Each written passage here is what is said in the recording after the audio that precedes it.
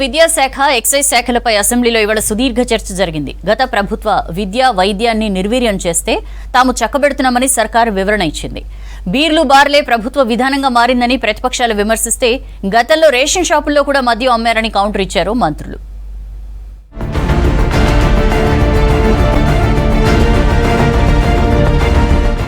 బడ్జెట్లో విద్యాశాఖకు కేటాయింపులపై అసెంబ్లీలో వాడి వేడి చర్చ జరిగింది. విద్యారంగంలో మౌలిక వసతుల కల్పనపై తమ ప్రభుత్వం దృష్టి పెట్టిందన్నారు మంత్రి దామోదర. మన ఊరు మనబడి బకాయిలు క్లియర్ చేస్తామన్నారు. 11,000 కోట్లతో యంగ్ ఇండియా స్కూళ్లు ప్రారంభించబోతున్నామని చెప్పారు. డ్రాప్అవుట్స్ పై ప్రభుత్వం ప్రత్యేక కమిటీ వేసిందన్న దామోదర, కమిటీ రిపోర్ట్ ఆధారంగా చర్యలు ఉంటాయన్నారు. మన ఊరు మనబడి కింద కూడా 648 కోట్లు క్లియర్ చేశాం అధ్యక్ష. ఇంకా పెండింగ్ బిల్స్ ఉన్నాయి అధ్యక్ష. అది కూడా త్వరలోనే క్లియర్ చేస్తామని. అమ్మ ఆదర్శ పాఠశాల కింద సుమారు 706 కోట్లు దీనిపైన కేటాయించినాం అధ్యక్ష.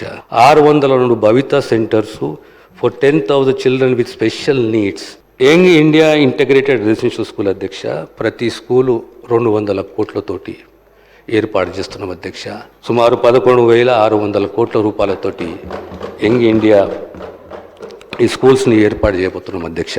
విద్య వైద్యానికి కాంగ్రెస్ ప్రభుత్వం అధిక ప్రాధాన్యత ఇస్తుందన్నారు మంత్రి శ్రీధర్ బాబు. 10 ఏళ్ల బీఆర్ఎస్ పాలనలో కుప్పకూలిన విద్య వైద్య రంగాన్ని సరిచేసేందుకు సమయం పడుతుందన్నారు. కుప్పకూలిపోయిన 10 సంవత్సరాల విద్యా వ్యవస్థను సరిచేయడానికి సమయం పడుతుంది అధ్యక్ష. ఈ సంవత్సరం 79 పాఠశాలలను తిరిగి ప్రారంభోత్సవం చేయటం జరిగింది. ఆనాడు ప్రభుత్వం అనుసరించిన వ్యూహమో పథకమో మొత్తం స్కూళ్ళన్నీ బంద్ చేయాలనే ఆలోచనతోనే ఒక్క టీచర్ను డిఎస్సి ద్వారా నియామకం చేయకుండాంటే స్కూల్స్ అన్ని కూడా బంద్ కావడం జరిగింది అధ్యక్ష. విద్యాశాఖకు కేటాయింపులు తక్కువ చేశారన్న మాజీ మంత్రి సబితకు స్ట్రాంగ్ కౌంటర్ ఇచ్చారు సీతక్క. గత ప్రభుత్వం ఎన్నికల కోసమే పిల్లలకు అల్పాహారం స్కీమ్ ప్రారంభించిందని ఆరోపించారు. గత ప్రభుత్వం పెట్టిన బకాయిలను తాము చెల్లిస్తున్నామన్నారు సీతక్క. 1913 స్కూల్స్ జీరో ఎన్రోల్మెంట్ అని అన్నారు అధ్యక్ష. Thank you. దాంట్లో మళ్ళీ 73 ఓపెన్ చేసినామన్నారు.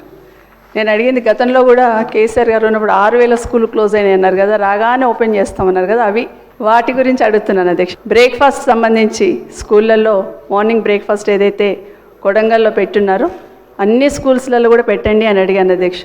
వారి 5 సంవత్సరాల కాలంలో కానీ, లాస్ట్ 5 ఇయర్స్లో కానీ, అంతకుముందు టీఆర్ఎస్ వచ్చి 5 ఇయర్స్లో కానీ, 10 ఇయర్స్లో ఎప్పుడు కూడా మరి బ్రేక్ఫాస్ట్ పెట్టాలనే ఆలోచన రాలేదు అధ్యక్ష. 10 సంవత్సరాలలో కేవలం ఎన్నికల కోసం మీరు పెట్టినటువంటి ఈ యొక్క స్కీమ్ అధ్యక్ష. RRR విషయంలో బీఆర్ఎస్ సభ్యుడు వేముల ప్రశాంత్ రెడ్డి, మంత్రి కోమటిరెడ్డి మధ్య డైలాగ్ వార్ నడిచింది. బీఆర్ఎస్ నాయకులు మాట్లాడేది పచ్చి అబద్దాలన్నారు R&B minister Komatireddy Venkatareddy. RRR కు గత ప్రభుత్వంలో 11% భూసేకరణ మాత్రమే జరిగిందన్నారు. మిగతా భూసేకరణ తాము చేస్తున్నామని తెలిపారు. ORR ను అమ్ముకున్న వాళ్లకు RRR గురించి మాట్లాడే హక్కు లేదన్నారు కోమటిరెడ్డి. ఈ సంవత్సరం అయినా ల్యాండ్ ఎక్వేషన్ అవుతుందా కాదా? మీరు పెట్టిన డబ్బులతో అయితే కాదు. మళ్ళా RRR దక్షిణం కూడా తీసుకున్నారు. సపోజ్ వాళ్ళు మళ్ళీ దాని మీద కూడా వాళ్ళు శాంక్షన్ చేస్తే దానికో 3,000 కోట్లు కావాలి.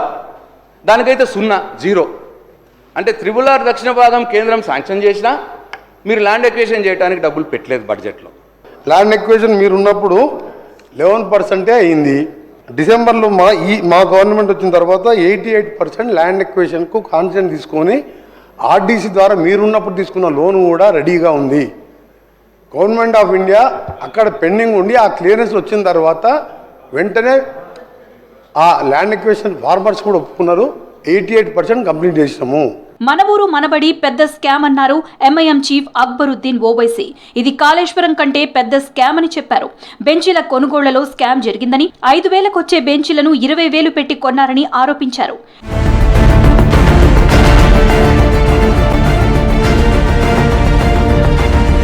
ప్రభుత్వ స్కూళ్లపై ప్రజలకు నమ్మకం పోయిందన్నారు బీజేపీ ఎమ్మెల్యే పైడి రాకేష్ రెడ్డి. విద్యారంగం సర్వనాశనమైందని చెప్పారు. 10 ఏళ్లలో 6,000 స్కూళ్లు ఎలా మూతపడ్డాయని ప్రశ్నించారు. గత ఏడాదిలో 1,800 స్కూళ్లు మూసివేశారన్నారు. ప్రభుత్వ స్కూళ్లలో విద్యార్థుల సంఖ్య పెంచేందుకు చర్యలు చేపట్టాలన్నారు.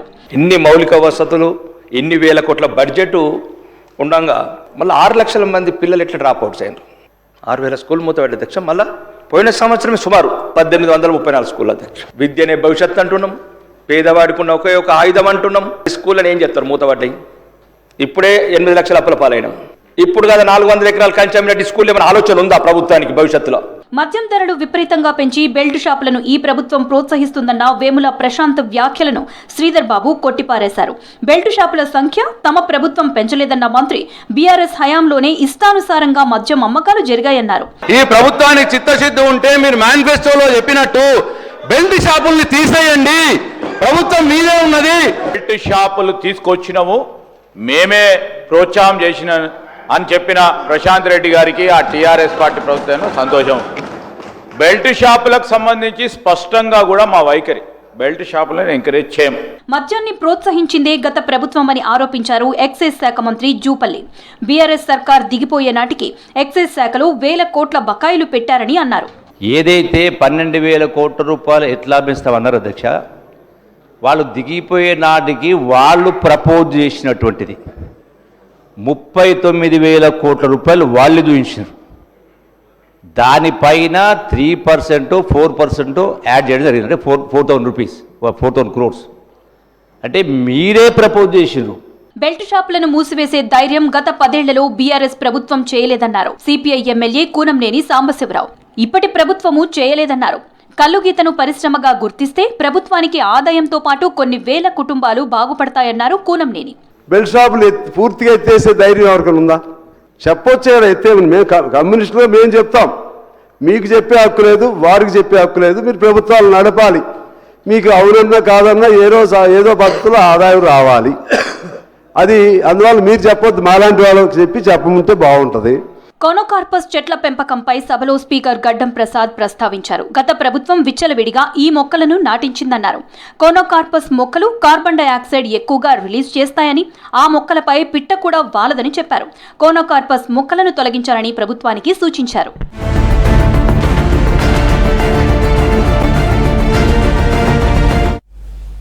రాష్ట్ర ప్రభుత్వం పలు కీలక విషయాలు వెల్లడించింది. 3 ఎకరాల నుంచి 4 ఎకరాల లోపు భూమి ఉన్న రైతుల అకౌంట్లలో రైతు భరోసా నిధులు వేసింది.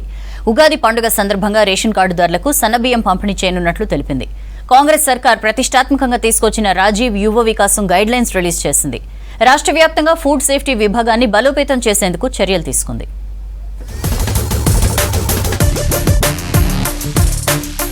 ఉగాది పండుగ సందర్భంగా ఈ నెల 30న రేషన్పై సన్నబియ్యం పంపిణీ కార్యక్రమాన్ని ప్రారంభించనున్నారు సీఎం రేవంత్ రెడ్డి. సూర్యాపేట జిల్లా హుజూర్ నగర్లో ఈ స్కీమ్ను లాంచ్ చేయనున్నట్లు మంత్రి ఉత్తమ్ కుమార్ రెడ్డి తెలిపారు. అదే రోజు సాయంత్రం బహిరంగ సభలో పాల్గొంటారు ముఖ్యమంత్రి. రైతు భరోసా రిలీజ్ చేసింది సర్కార్. 3 ఎకరాల నుంచి 4 ఎకరాల లోపు ఉన్న రైతుల అకౌంట్లలో డబ్బులు జమ చేస్తుంది. ఒక్కరోజు 200 కోట్లు రిలీజ్ చేసింది. 2 రోజుల్లో 4 ఎకరాల లోపు రైతులందరికీ భరోసా నిధులు అకౌంట్లలో పడనున్నాయి. ఆ తర్వాత 4 నుంచి 5 ఎకరాల లోపు వారికి భరోసా నిధులు రిలీజ్ చేయనుంది ప్రభుత్వం. ఇప్పటి వరకు 54,74,000 మంది రైతులకు 4,666 కోట్ల 57 లక్షల ఫండ్స్ ను విడుదల చేసింది రాష్ట్ర సర్కార్.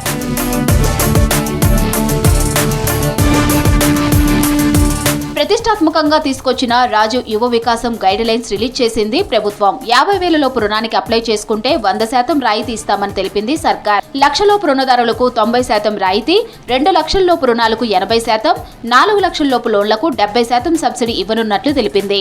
రూరల్ ఏరియాలో దరఖాస్తుదారులకు 1,50,000 లోపు ఆదాయం ఉండాలని, పట్టణ ఏరియాలో దరఖాస్తుదారులకు 2 లక్షల లోపు ఇన్కమ్ ఉండాలని గైడ్ లైన్స్ లో తెలిపింది. పథకానికి 21 ఏళ్ల నుంచి 55 ఏళ్ల లోపు వారిని అర్హులుగా గుర్తించింది. ఏప్రిల్ 5వ తేదీ వరకు దరఖాస్తు చేసుకోవాలని సూచించింది సర్కార్.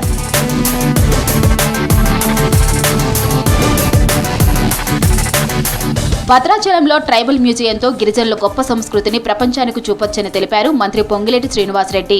గిరిజన సంప్రదాయాలను, జీవన విధానాన్ని, హస్తకళలను ప్రత్యేకంగా ప్రదర్శించేందుకు మ్యూజియం ఉపయోగపడుతుందన్నారు. హైదరాబాద్ అసెంబ్లీ ఆవరణలో భద్రాచలం ట్రైబల్ మ్యూజియం బ్రోచర్ ఆవిష్కరించారు మంత్రులు పొంగిలేటి శ్రీనివాసరెడ్డి, సీతక్క. భద్రాచలంలో శ్రీరామనవమి వేడుకల సందర్భంగా సీఎం రేవంత్ రెడ్డి చేతుల మీదుగా మ్యూజియం ప్రారంభిస్తామని తెలిపారు మంత్రులు.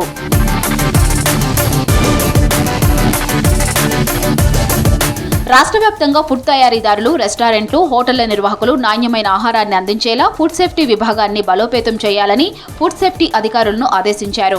రాష్ట్ర ప్రభుత్వ కార్యదర్శి డాక్టర్ క్రిస్టినా, రాష్ట్ర వైద్య ఆరోగ్య శాఖ మంత్రి దామోదర్ రాజనరసింహ ఆదేశాలతో సెక్రటరియట్లో ఉన్నత స్థాయి సమీక్ష చేశారు డాక్టర్ క్రిస్టినా. ఫుడ్ సేఫ్టీలో భాగంగా ఫుడ్ తయారీదారులందరూ FSSAI లైసెన్సులను విధిగా కలిగి ఉండేలా అధికారులు అవగాహన కల్పించాలన్నారు. ఫుడ్ సేఫ్టీ విభాగంలో అదనపు సిబ్బందిని పూర్తి స్థాయిలో త్వరలోనే నియమిస్తామన్నారు. SLBC సొరంగం ఘటనలో 2 మృతదేహాన్ని వెలికితీశారు రెస్క్యూ టీం. మృతుడు యూపీకి చెందిన ప్రాజెక్ట్ ఇంజనీర్ మనోజ్గా గుర్తించారు. మృతుడి కుటుంబానికి 25 లక్షల చెక్కును అందిస్తామన్నారు అధికారులు. మరో 6 డెడ్ బాడీస్ కోసం నాన్ స్టాప్గా రెస్క్యూ కంటిన్యూ అవుతోంది.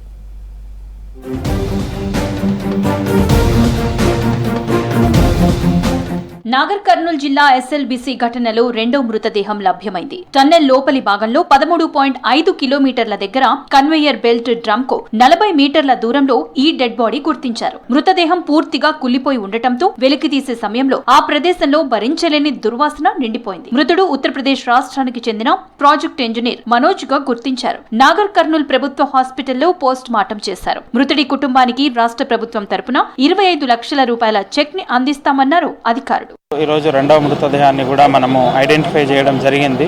సో ఆయనని ఒక ప్రాజెక్ట్ ఇంజనీర్గా మనోజ్ కుమార్గా చెప్పడం జరుగుతుంది. బట్ దీని నుంచి ఇక్కడ నుంచి మళ్ళీ గవర్నమెంట్ జనరల్ హాస్పిటల్ నాగర్ కర్నూల్కి వెళ్ళి అక్కడ టోటల్గా క్లీన్ చేసి పోస్ట్ మార్టం చేసి అఫీషియల్గా కూడా ఇన్ఫార్మ్ చేయడం జరుగుతుంది.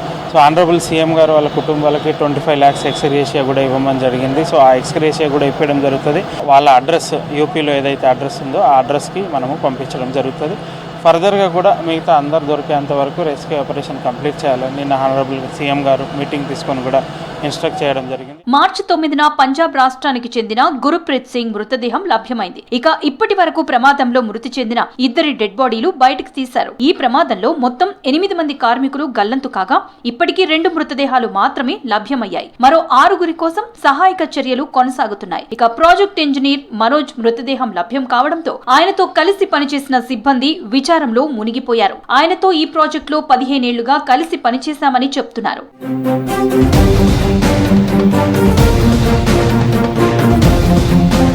SLBC టన్నెల్ ప్రమాదం జరిగి ఇవాళ్టికి 33 రోజులు పూర్తయ్యాయి. ప్రస్తుతం మరో 6 కార్మికుల కోసం టన్నెల్లో షిఫ్ట్ల వారీగా సహాయక చర్యలు కొనసాగిస్తున్నారు రెస్క్యూ సిబ్బంది. టన్నెల్లో మినీ JCBతో శిథిలాలు, మట్టి, బురదను తొలగిస్తూ రెస్క్యూ కంటిన్యూ చేస్తున్నారు. మిగిలిన 6 మృతదేహాలు కూడా అదే ప్రదేశంలోనే ఉండే అవకాశం ఉంటుందని అనుమానిస్తున్నారు.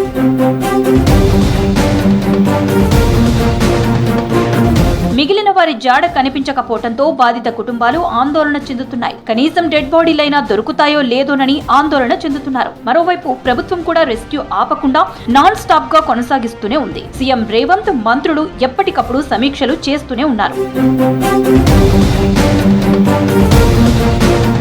పార్లమెంట్ బడ్జెట్ సమావేశాలు హాట్ గా జరుగుతున్నాయి. ఆర్థిక బిల్లు 2025 కు లోక్సభ ఆమోదం తెలిపింది. జమిలీ ఎన్నికలపై ఏర్పాటైన జేపీసీ గడువు పొడిగించింది కేంద్రం. వికసిత్ భారత్ నిర్మాణమే లక్ష్యంగా బడ్జెట్ రూపొందించామన్నారు కేంద్ర మంత్రి నిర్మల. జనాభా లెక్కలంటే కేంద్రం భయపడుతోందన్నారు రాజ్యసభ విపక్ష నేత ఖర్గే.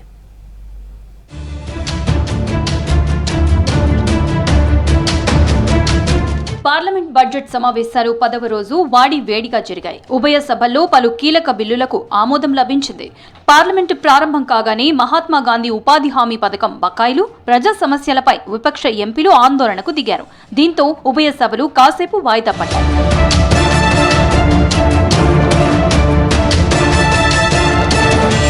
వాయిదా తర్వాత ప్రారంభమైన లోక్సభలో ఆర్థిక బిల్లు 2025పై సుదీర్ఘ చర్చ జరిగింది. ఆ తర్వాత విపక్ష ఎంపీలు సవరణలను పరిశీలించారు స్పీకర్ ఓం బిర్లా. చివరకు 35 సవరణలతో ఫైనాన్స్ బిల్లు 2025ను ఆమోదించారు స్పీకర్. मंत्री जी अब ये प्रस्ताव करें कि विधेयक को यथा संशोधित पारित किया जाए. Sir, I rise to move that the bill as amended be passed. प्रश्न ये है कि यथा संशोधित विधेयक को पारित किया जाए. जो सदस्य इसके पक्ष में हाँ कहें, जो सदस्य विरोध में ना कहें. मेरे विचार में निर्णय हाँ वालों के पक्ष में, हाँ वालों के पक्ष में प्रस्ताव स्वीकृत हुआ और विधेयक यथा संशोधित पारित हुआ. వికసిత భారత్ నిర్మాణమే లక్ష్యంగా కేంద్ర బడ్జెట్ రూపొందించామన్నారు కేంద్ర మంత్రి నిర్మలా సీతారామన్. నకిలీ బిల్లులు, బినామీ ఆస్తుల నివారణకు కొత్త ఆదాయపు పన్ను చట్టం తెస్తున్నట్లు చెప్పారు. దేవాలయాలు, మసీదులు సహా మతపరమైన ప్రసాదాలపై జీఎస్టీ మినహాయింపు ఇచ్చామన్నారు Nirmala. that the IGST on import of drugs for rare diseases including muscular dystrophy has been fully exempted when imported by the patients for personal use. So there cannot be a GST on it. I just want to say, sir, prasadam supplied by religious places like temples, mosques, churches, gurudwaras, dargahs are completely exempt from GST. జమిలీ ఎన్నికలపై ఏర్పాటైన joint parliamentary committee గడువు పొడిగించింది కేంద్రం.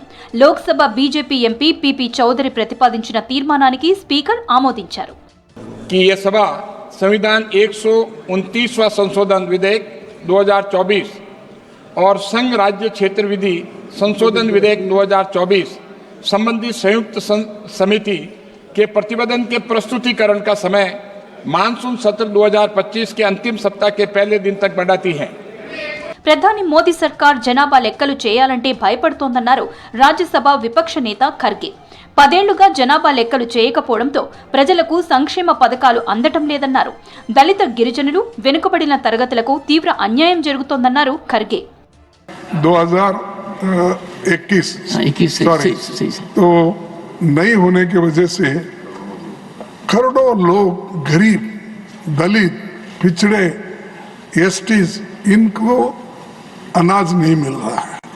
अब आप कह रहे हैं कि ये स्टेट का काम है, इन्हों करना चाहिए, मेरा पोर्टफोलियो नहीं, ये कह रहे हैं. విపత్తు నిర్వహణ సవరణ బిల్లు 2024కు రాజ్యసభలో ఆమోదించింది. విపత్తులు ఎదుర్కోవడానికి కేంద్ర రాష్ట్ర ప్రభుత్వాలు కలిసి పనిచేయాల్సిన అవసరం ఉందన్నారు కేంద్ర మంత్రి అమిత్ షా. మారుతున్న విపత్తులకు అనుగుణంగా సన్నద్ధంగా ఉండాలన్నారు షా. कि भाई आपदा के समय में सहायता किस तरह से की जाएगी वो भी तय किया है और इसका दर क्या होगा वो भी किया है. पशु मर जाता है, दूध वाला पशु मरता है तो एक्स सहायता होगी, दूध न देने वाला मर जाए तो वाई होगी, झोंपड़ी टूटेगी तो ए होगा, पक्का मकान गिरेगा तो बी होगा, बिजली का खंभा गिरेगा तो ए होगा, रोड टूटेंगे तो ए होगा. ये सारी चीजों के नॉर्म्स तैयार है.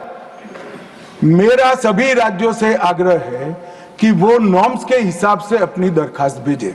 జాతీయ విపత్తులను నిర్వహించడానికి విపత్తు నిర్వహణ సవరణ బిల్లు సరైన నిర్వచనం కాదన్నారు విపక్ష ఎంపీలు.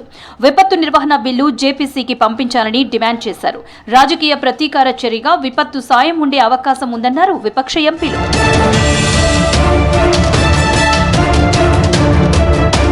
బాయిలర్స్ బిల్లు 2024ను లోక్సభ ఆమోదించింది. ప్రస్తుత అవసరాలకు అనుగుణంగా బాయిలర్స్ బిల్లు రూపొందించామన్నారు కేంద్ర మంత్రి పీయూష్ గోయల్. కార్మికుల సంక్షేమం, ప్రమాద బాధితులకు సత్వరం సాయం అందేలా సవరణలు తెచ్చామన్నారు. బాయిలర్స్ బిల్లులో కార్మికుల భద్రత, పర్యావరణ రక్షణకు సరైన మార్గదర్శకాలు లేవన్నారు విపక్ష ఎంపీలు. కేంద్ర ప్రభుత్వానికి ఏకపక్ష అధికారాలు కలిగిస్తోందని ఆందోళన వ్యక్తం చేశారు. ప్రధాని మోదీ ప్రభుత్వం ఉపాధి హామీ పథకాన్ని నిర్వీర్యం చేస్తోందని ఆరోపించింది కాంగ్రెస్. కేరళకు రావాల్సిన నిధులను కేంద్రం ఆపుతోందంటూ ఆందోళనకు దిగారు కాంగ్రెస్ ఎంపీలు. ప్రజా సంక్షేమమే లక్ష్యంగా ఢిల్లీ బడ్జెట్ ఉందన్నారు సీఎం రేఖా గుప్తా. ఢిల్లీ ప్రజలను బీజేపీ మరోసారి మోసం చేసిందన్నారు కూటమి నేతలు.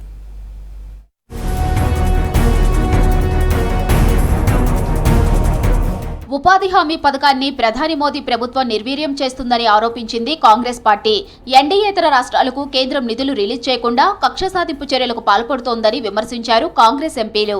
కేరళకు ఇవ్వాల్సిన నిధులను కేంద్రం ఆపుతుందంటూ పార్లమెంట్ ఆవరణలో కేరళ ఎంపీలతో కలిసి ఎల్ఓపీ రాహుల్ గాంధీ నిరసనకు దిగారు. కేంద్రం వెంటనే నిధులు విడుదల చేయాలని డిమాండ్ చేశారు. There is no concrete answer from the central minister at all. Lot many times we raised this issue before the parliament. There is no concrete answer. The act is very clear. If you delay 15 days wages for 15 days, you should give interest. But nothing is happening. No salary at all. How can they live? Congress అగ్రనేతలు Rahul Gandhi, Priyanka గాంధీని కలిశారు పలువురు సామాజికవేత్తలు, మేధావులు. RTI చట్టాన్ని కేంద్రం నిర్వీర్యం చేస్తుందంటూ రాహుల్కు వినతి పత్రం అందించారు. కొత్త డిజిటల్ డేటా ప్రొటెక్షన్ చట్టంతో ఆర్టీఐ యాక్ట్లో తెచ్చిన మార్పులపై చర్చించారు. ప్రజల సమాచార హక్కును కేంద్రం హరిస్తోందన్నారు మేధావులు.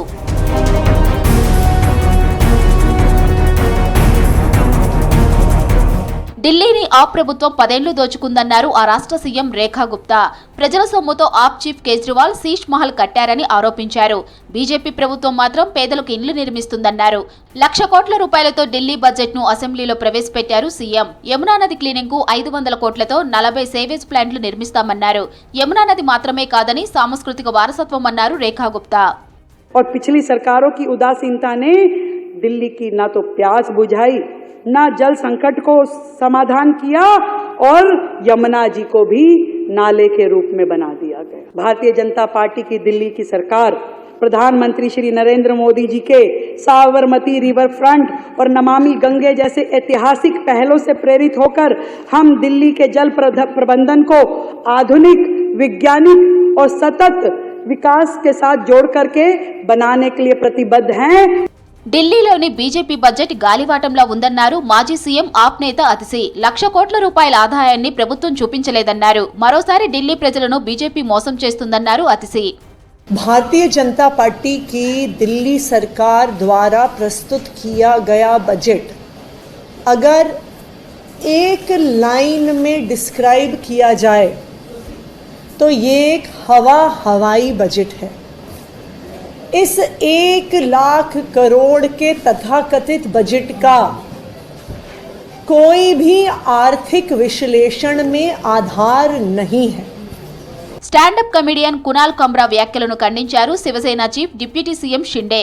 కునాల్ సెటైర్ అర్థమైందని, కానీ ఇతరుల గురించి మాట్లాడేటప్పుడు జాగ్రత్తగా ఉండాలన్నారు. డబ్బులు తీసుకొని ఇలాంటి కామెంట్స్ చేయడం సరికాదన్నారు షిండే.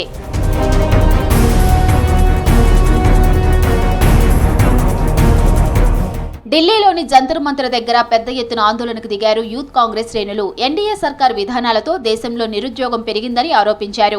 10 ఏళ్ల ఎన్డీఏ పాలనలో యువత ఉపాధి లేక ఆగమైందన్నారు. ఖాళీగా ఉన్న 30 లక్షల ప్రభుత్వ ఉద్యోగాలను వెంటనే భర్తీ చేయాలని డిమాండ్ చేశారు కాంగ్రెస్ నేతలు.